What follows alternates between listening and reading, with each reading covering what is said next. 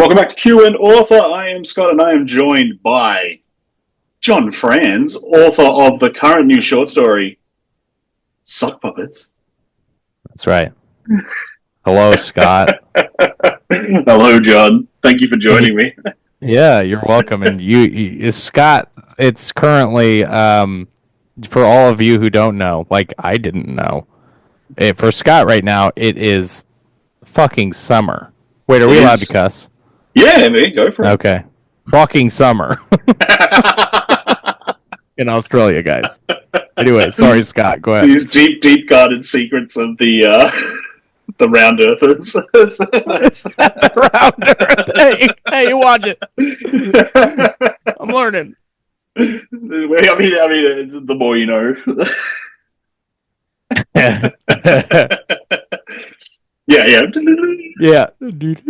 Oh shit. What? So, we were just talking the weather because why the fuck not? So yeah, it is like a hot summer's day here at the moment. Are you you'd be coming out of winter though, right? Like it's not. But Chicago's like Illinois. You guys, it's pretty cold, right? Because you're like middle of the. Yeah. We're kind of honestly balls deep in winter right now. Yeah, like December has been weird for the past like 5 years. And I feel like everybody who loves Christmas is disappointed for the past 5 years. There's been no white Christmas. No snow, and it's just been not as cold as it. But then January, February is around when we get like fucked by ice and stuff. Yeah, so like I've seen some weather reports as like you guys had a pretty snowy year, right? Like over in the States. Yeah. And right now, ice, mostly ice right now, which seems less fun. Yeah, not fun, not beautiful. Just pure fucking ice. Yeah. Death. All right. Cool. All right. So Q and author, 5 questions. Do you want to kick us off? Scott, what is your writing process? I know that's huge, but that is. I typically it's sort of you find that nugget of an idea, and I try to. You test it and see if it's got legs. So I sort of like write it out as kind of like I approach it still in that film because I used to write film and make movies. So I still do a treatment like I would with like a script. So like a rough 2-page like this is where it starts and this is kind of where it ends, and you sort of see if there's anything that actually makes sense in there. But the beauty of writing a novel is that it's not like I don't have to write. It doesn't have to be 120 pages and have an action beat every 10 pages. It can just be like I'll do whatever the fuck I want and go nuts. Right. Which is where I think writing novels is and prose is great. But typically, I still approach it with I need my characters to be really well fleshed out, and then they will kind of guide me as I go through it. So you said that you kind of at first you have you do like a kind of 2-page like mini outline, and then you're kind of like. Then you're like, all right, and now I'm gonna jump into it. Yeah. I'll define my characters really well. So typically, what I do is I'll write like a basic, John Smith likes, and I always do likes and dislikes, and I find that's like the key to every character is being like, okay, if someone throws a hamburger at them, are they going to be like, oh fuck yeah, hamburger? Are they going to be like, how dare you? Yeah, right. So you know what I mean? Like that will dictate how every character responds to any situation that you put them in.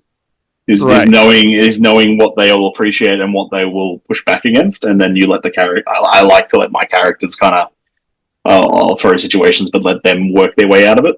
If that makes sense. As weird as that sounds. That's so good. That hamburger thing is so fucking good. The hamburger. Yeah, seriously. I don't think I've ever... it should be more like if you put them in, it's not a dire situation, but we'll just go with a hamburger for the moment. No, fuck a dire situation. The hamburger getting thrown at them, that is such a good, Will they appreciate that? Literally, my next question was, do you have a writing ritual or a process? So let's... Writing ritual process, yeah. So let's see. Okay, so I like to kind of follow my whatever it is that kind of takes hold of me. So it's like I have a lot of gadgets. So I have like a free write digital typewriter. And then I have like various notebooks, and I just got like a Lamy pen because Neil Gaiman used, like I heard that he's like, this is a cheap one that's good, and whatever you feel about Neil Gaiman, whatever, I don't give a shit. The pen, the pen's good. Pen's good. Yeah. Anyway, I'll kind of like gravitate towards these different like instruments of like channeling that, that flow, and I find that like it actually does help me because it will like trick me into thinking that it's like this new thing that's going to get me kind of high. If I do if I do it in this new way, like, oh, you're going to write longhand, I'm going to write the whole fucking 800-page novel by hand. And then after 100 pages, I gas out and I'm like, no, now I'm going to write it with the digital typewriter forever. It gives me a new boost in creativity. But I generally, sorry, just kind of discovery write my way, and then I will kind of like if I'm stuck on something, I'll write about whatever I can think of. But like as I'm like at work, I write on my breaks. As I'm like at work, and I work in a warehouse, and I'll be picking a lot of boxes, manual labor, and like I'll just kind of be thinking like, oh fuck, like how is he gonna get past this thing, and oh, that doesn't feel realistic at all, and like this and that, and then I'll like type it down in my notes when I finally figure it out, and there's like this huge dopamine release, and then I write it on the break. So that's kind of my chaotic routine. Nice. All right, what do you do for a living, and how do you balance that with writing time? Oh my! So I currently work in. So in Australia, we're very lucky to have a government-funded program called the National Disability Insurance Scheme, which is a system in place which basically allots funding to persons with disabilities so they can access care, be it a support worker to come in, take them shopping, or take them to the movies, or it could be an occupational therapist to come and do assessments with them and teach them skills and all this sort of stuff.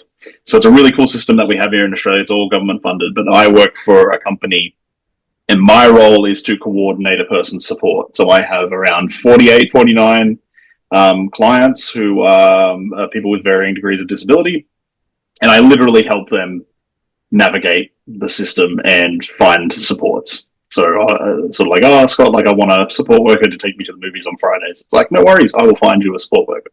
That's my job. Oh, it's awesome, dude. It's a cool job. It's very rewarding. It's incredibly emotionally taxing, but I love it. Like I really love it. So it is demanding, but it is what it is. I would rather be fulfilled. You know what I mean? In that sense, I've done like retail. I've done those kinds of jobs. And it was sort of like I needed something that was good for my soul after 9 years in retail. Yeah. So it ended up here, and it's nice. But yeah, as for writing, it's typically of a nighttime. I'll write once the kiddies are in bed, and my wife and I are done watching whatever we're watching together, and it's sort of like go write for a bit, or I'll go. My parents live not too far away, and they have like a spare room, so I'll go like lock myself in there for a weekend and write. Oh, that's cool. Yeah. So is that like a 3-day weekend or 2 days? 2-day weekend. We're not that advanced yet over here. I wish. So I just spent the last weekend like just writing as much as I could. Oh, you did? You just did that? I just had a writing session at my folks' place. They went on a cruise, so I was just like, cool. I'll go over, sit in the silence, and just bash away at it. How old are your kids, if you don't mind me asking? Yeah, I got 7 and 4-year-old, 2 boys. 7 and 4, okay. We got our 2 youngest are boys, 5 and 3. They're fucking crazy. They are. They're a blast. Oh, it keeps you on your toes. That's for sure. Yeah. I read the plot, the blurb of Sock Puppets. Yeah. But you got to help me out. So, what is Sock Puppets? Like, what is the elevator pitch me? Because I'm like deeply intrigued, but I'm also deeply confused. Okay, so it's like in a about fun way. Well, good. Yeah, Yeah, yeah. so it's about a failed self-published author who quit his job, and he and his wife decided that he could quit his job to pursue this. He has an agent. This is all in 2020. Shit's going real good, and his wife's real estate agent. And so in America in 2020, real estate, like, the interest rates were super low, and it was like real estate agents were doing well. And if you wanted to buy a house, it was easy and it was cheap. And so it was all good. And so that's when this guy he quits his job. So anyway, 2024 comes around. The economy is shit, and it's putting pressure on his wife. And he's still writing, and he doesn't have a job, and doesn't have an agent, doesn't have anything going on except his self-published books. And he starts thinking she's cheating on him. So he's like, she like goes to the bathroom a lot, and like at night while he's asleep. So he like goes to the bathroom, and he's like, I gotta work this out with her. I gotta go and I gotta talk to her about it. And he like puts a hand on the door, and he's like, Kate. And then the door like opens, and she's not in there. She's gone. And so he looks around for her, and like he can't find her anywhere. So then he's scrolling through Instagram, and he like sees this successful self-published thriller novelist who has these sock puppets. It's a sponsored ad, the ones where they're you'll write better, everything will be better. Except it's these sock puppets that she swears by, and that's her name's Stephanie Sharp, and she's like, and the sock puppets seem to have a life of their own, and they're talking, and she's like, now Isabel, and anyway, and then he's like, the guy is like, well, she didn't come home, so fuck it. So he buys the sock puppets on the credit card, and his career and his marriage, who knows what happens after that. Okay. I'm so intrigued. Which is good, right? It's That's fun, what you man. want. Yeah. All right, it's in my Amazon cart. I'm like, payday's coming. Hell yeah! It's a short I want that bad boy on my too. shelf. Cool. Yeah, I think can't you'll wait. enjoy it. I read your short story. It's called The Stolen Words. Yep. Stolen words. Stolen Words. I read that this morning, and I think you're gonna dig sock puppets, man. It's it's not the same, but it's definitely like there's that vibe, that kind of tense vibe that's like also kind of humorous, and I really liked the story. By the way, that's so you. cool finding it in the wall, and I love a story where the writing is found, like a notebook is found, like Finders Keepers by Stephen King. Yeah, that was a great novel. Did you read it? I did. Yeah. I have not. Fantastic. Oh my god, dude, that's so exciting! Holy shit! Because like you're not meant to have also read it. I know. I haven't, and it's my favorite of the three too. Like, oh, dude, 100%. So I read Mr. Mercedes, and I was like, whatever. And then I started Finders Keepers, and I could not put it down. Yeah, I had to know what was in the notebooks. I was working I was working a lot and driving a lot for this particular time. I'd read Mr. Mercedes, and same sort of thing. It was like, hey, like there are better Stephen King horror novels, but like it's a nice a crack at crime, I guess. And then Finders Keepers, I was like driving heaps, and I'm like, I'll get the audiobook, and it's read by bloody Will Patton, the actor with that really like gravelly southern voice. Yeah. And I was taking like the long way home, like, because I just needed to know what the hell was going to happen next. Dude, I know. We can't spoil it. Never mind. No. If you haven't read I guess the Mr. Mercedes trilogy, but Finders Keepers you could almost read without having read Mr. Mercedes. But it just is a standalone like crime novel. It is superb. Oh yeah, that's what I tell people that don't give a shit about, when I'm talking about books to them. I'm like, listen, there's a trilogy, but you don't need to read the other two. You just read the middle one. You can absolutely live without the other two. But Finders Keepers, holy shit, that those goddamn notebooks. Oh my god, dude, I love your blurb that you said a second ago, which is should be on the cover of Mr. Mercedes, which is just there are better Stephen King novels. Scott Souter. That's it. Just really shit on my favorite author. Hey, that's the thing about Stephen King is he's got like it's like one like the best book ever, and then four kind of. And I did the weird thing too. I read The Outsider first. Oh, is that like the fourth? Kind of like it. Like let's call it a spin-off. Like it's just got Holly in it. Like, but she's not even the lead character. So is that one good? Outsider's fantastic. So I think what I love about The Outsider, which is probably what sets it aside from other Stephen King stuff. Typically in Stephen King fiction, the characters are presented with an insurmountable problem that is like, holy shit, there's a demonic clown that lives in the sewers and it eats kids. All right, that's we're dealing with that now. Whereas in The Outsider, the lead character Ralph is presented with the evidence that is like, okay, this is something out of the ordinary. This is heading towards supernatural, and he's like, I do not fucking believe it. Like, no matter what you show me, he's like, no, the world just doesn't work that way. And he's one of the few Stephen King protagonists who is like, it can't. Like, it just can't. Like, oh, good. It has to be a man. Like, it has to be a man. And that was cool. It's cool to have him write a character who, like, his hurdle is belief. Like, it's not that he believes it and how do we solve the problem. He's like, it just can't be real. Like, and that was cool. It was cool to have like a skeptic lead character in a Stephen King book who wasn't just like on board.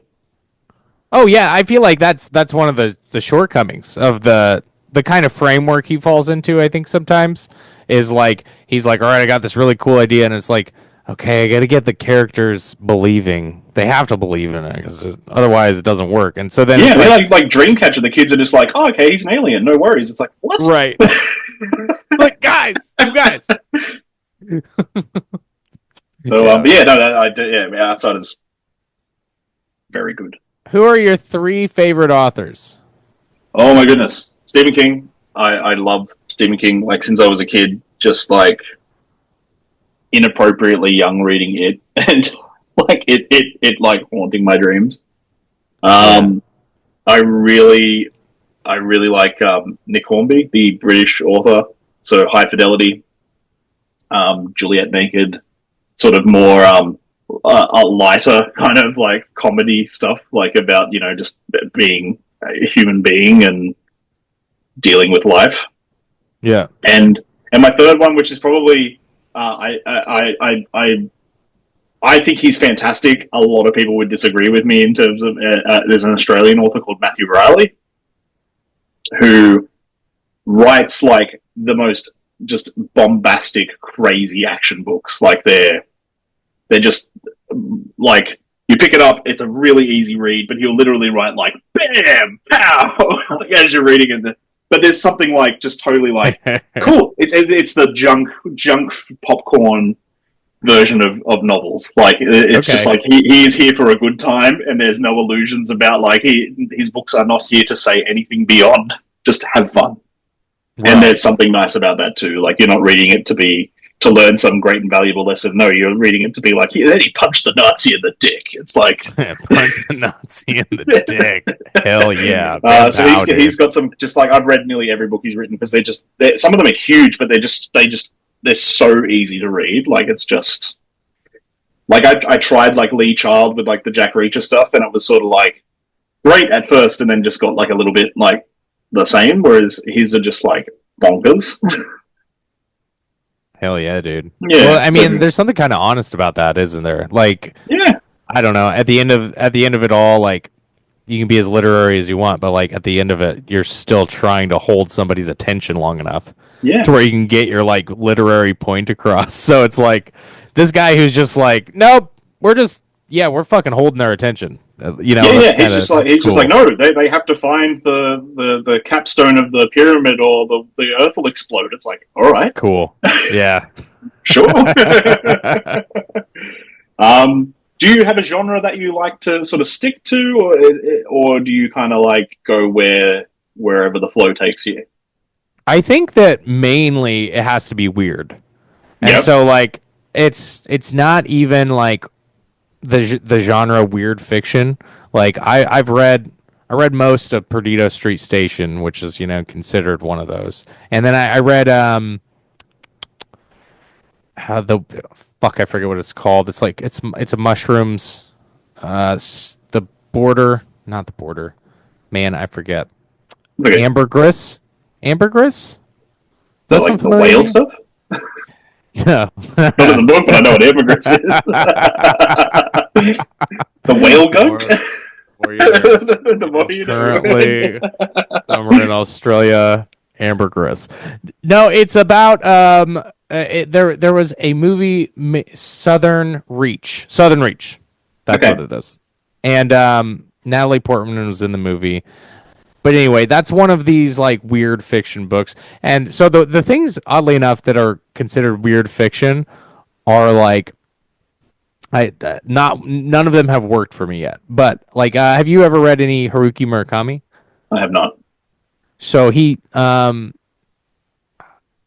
writes like magical realism is the like what the genre is considered. But okay.